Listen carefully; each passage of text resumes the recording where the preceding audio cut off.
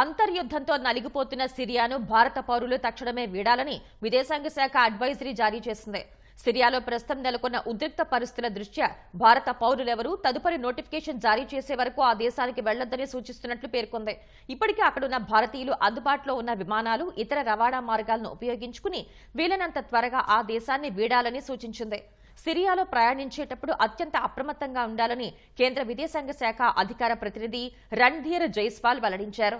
అత్యవసర పరిస్థితుల్లో డమాస్కస్లోని ఇండియన్ ఎంబసీని సంప్రదించాలని కోరారు. అత్యవసర సాయం కోసం సంప్రదించాల్సిన ఫోన్ నంబర్, వెబ్సైట్లను అడ్వైజరీలో పేర్కొన్నారు.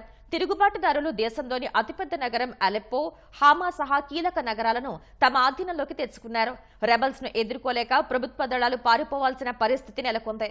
అధ్యక్షుడు బషర్ అల్ అసద్ నేతృత్వంలోని ప్రభుత్వ సైన్యానికి రష్యా వైమానిక దళాలు అండగా నిలుస్తూ తిరుగుబాటుదారులపై వైమానిక దాడులు చేస్తున్నాయి.